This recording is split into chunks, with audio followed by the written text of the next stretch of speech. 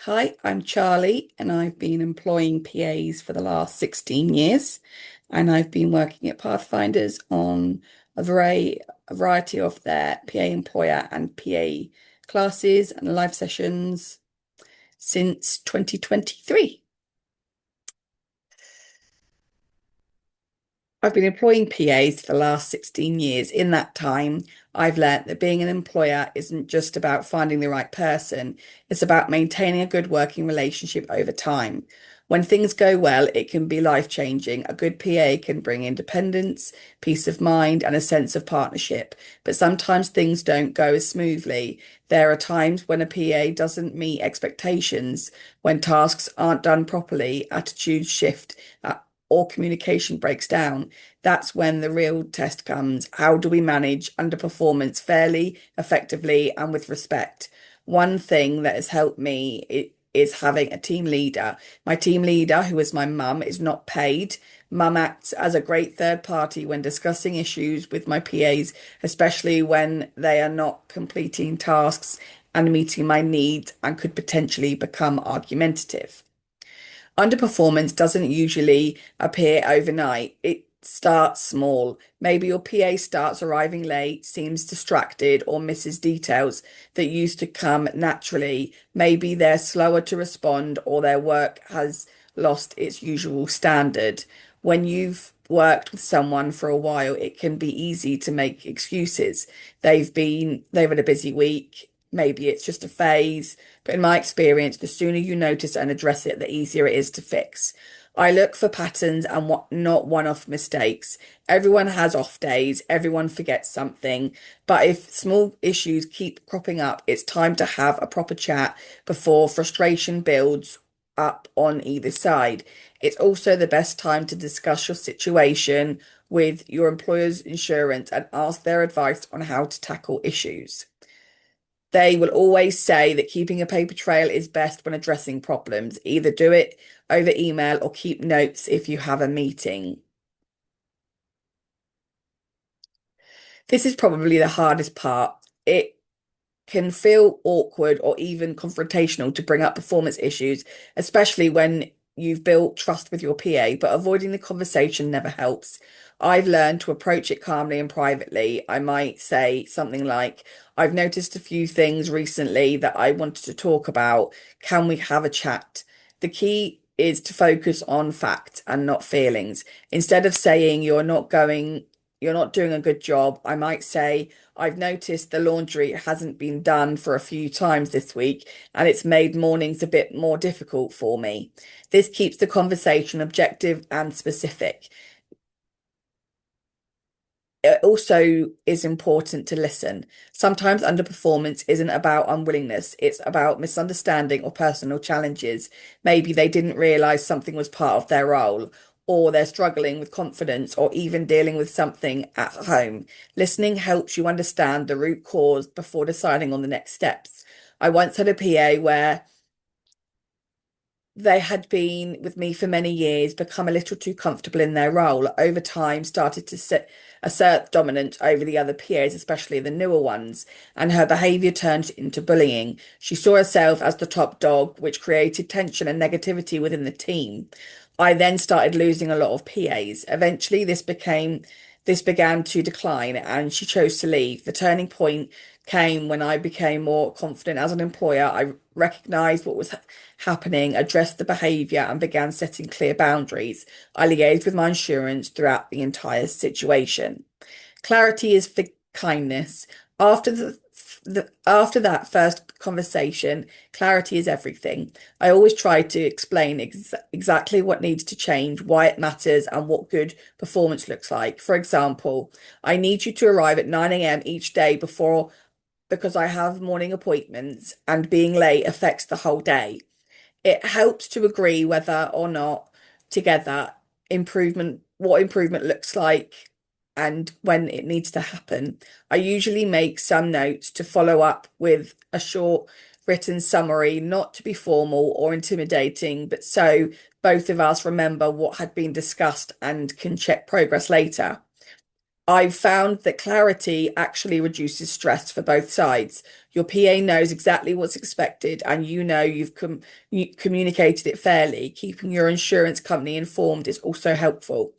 When addressing an issue directly rather than through my team leader, I usually do so via email. This allows me to calmly respond and process the message while providing a proper paper trail.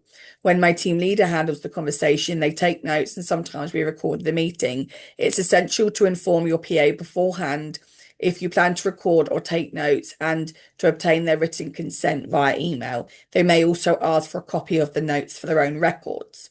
Providing support and training. Sometimes underperformance happens because the PA hasn't been given enough tools or guidance. Over the years, I've realized it's easier to assume people know how you like things done, especially if they've worked with other employers before, but every employer's needs are different and preferences are unique.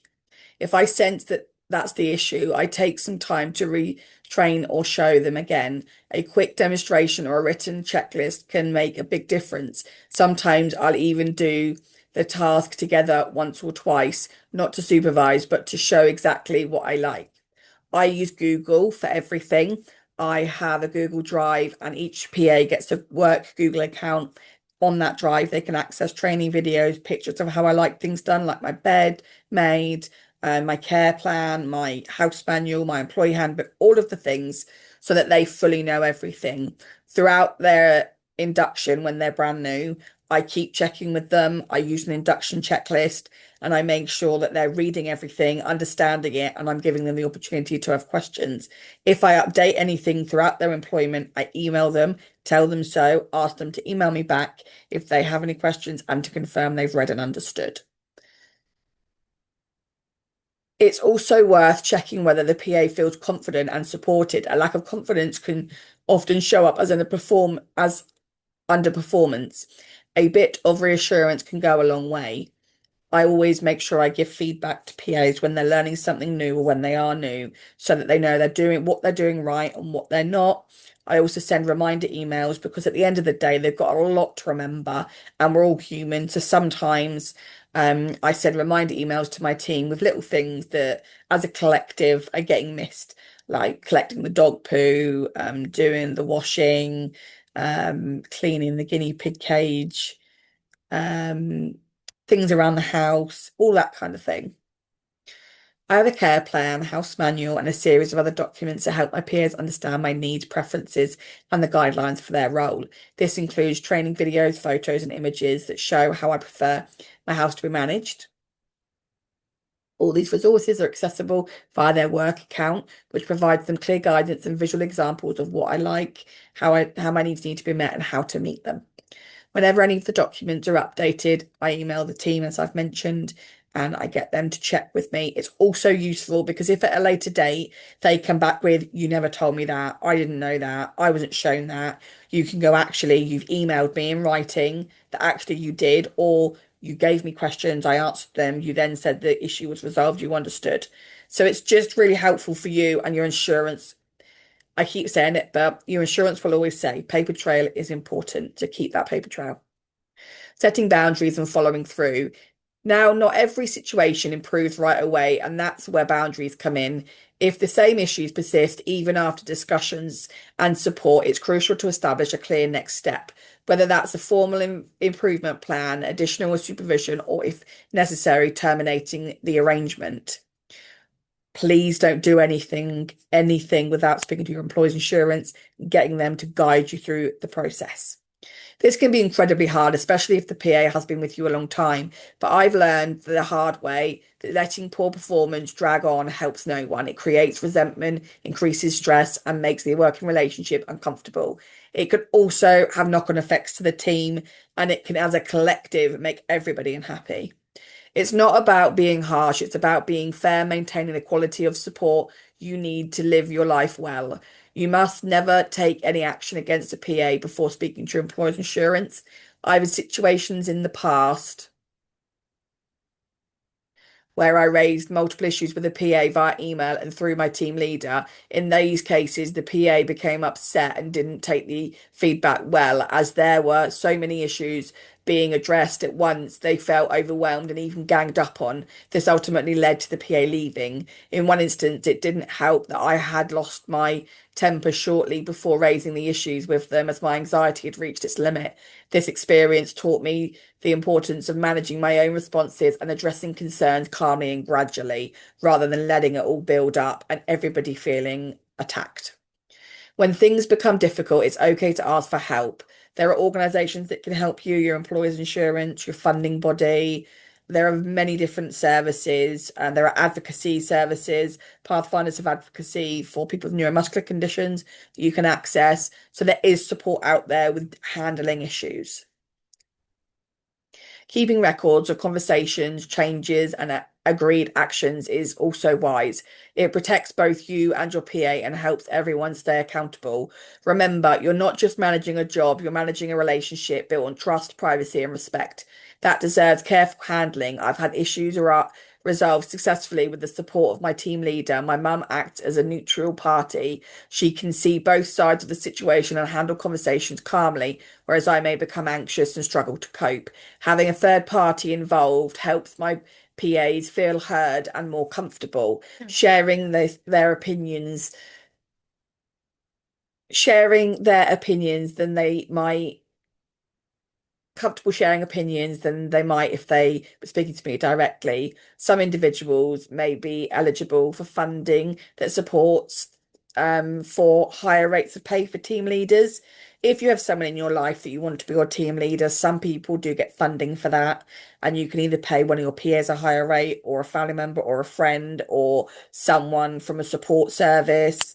I don't, and that's one of the reasons why mum does it, because she does it for free. But some people do get that, so it is worth speaking to your funding body. Sometimes, despite all efforts, the situation doesn't improve. That's when you might have to decide to let the PA go. It's never pleasant, but it's sometimes necessary. What's helped me is focusing on the fact that ending a poor fit is better for both people in the long run. The PA might thrive in a different environment, and you'll have the space to find someone that fits the right match. Whenever possible, I try to part on respectful terms, thanking them for their work and acknowledging what they did well. Even if it didn't work out overall, kindness and professionalism matter, and it's never going to hurt the situation, especially in small communities where words spread fast. Again, never take action until you've spoken to your employer's insurance. Over 16 years, I've had my share of challenging experiences, but I've also learned a lot from them.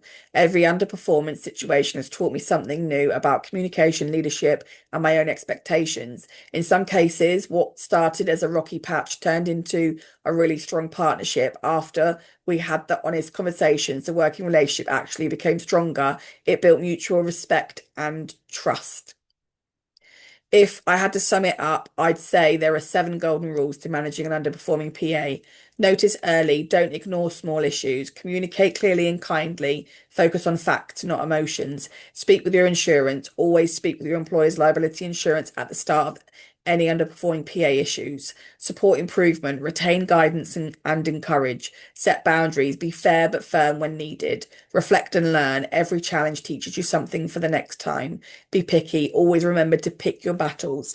Sometimes you need to. Sometimes I've had one example was a PA was cradling me like a baby when she hoisted me. And she was also going for cigarette breaks without asking, going away from my home, going to the shop, and then leaving me without care. I realised that the cradling like a baby upset me a lot, and was something I wanted to address. But right then and there, the fact they were leaving me without care was the crucial thing to do. And that's what I focused on. And at a later date, I addressed the other issue. Or sometimes I'll have forgot the other issue if I deem it not as important as others. Again, bringing everything to the table can make someone feel ganged up on, and it can reduce your chances of resolving the situation and keeping the PA. Being an employer isn't just about hiring people hiring people. It's about leadership, communication, and sometimes tough decisions. Managing an underperforming PA can feel uncomfortable, but it's also an opportunity to strengthen how you work with others. When handled with honesty, clarity, and respect, even the most difficult conversations can lead to growth for both you and your PA. Practicing what you plan to say beforehand can help build your confidence and make the decision smoother. I sometimes write out what I'm going to say and then put it in Chat GPT, get that to write it out in a more concise way, and then I practice saying it just to help me and my nerves. I've found that meditation and journaling have been valuable tools in boosting my confidence. I've also worked in therapy to develop strategies for handling challenging conversations. Sometimes these conversations resolve the issues, but other times you may need to end the working relationship. I've definitely found that therapy has helped my anxiety with handling confrontation, and I'm dealing with more and more problems that once were for my peer, once were for my team leader. It's important to follow your employer's insurance guidance wherever issues arise and to keep a disciplinary log. This allows you to track mistakes and provides documentation should it be needed in line with your insurer's advice. Being an employer can be both the best and the most challenging experience you will have. Building a strong, reliable team takes time, and it's normal for some PAs not to meet your needs. Hiring based on a few short interviews is never easy. There is no magic formula to finding the perfect match. Remember to pick your battles, as addressing every single issue can create tension between you and your PA. No one is perfect. We all make mistakes, and sometimes it takes time to decide which issues are essential to raise and which you can let go.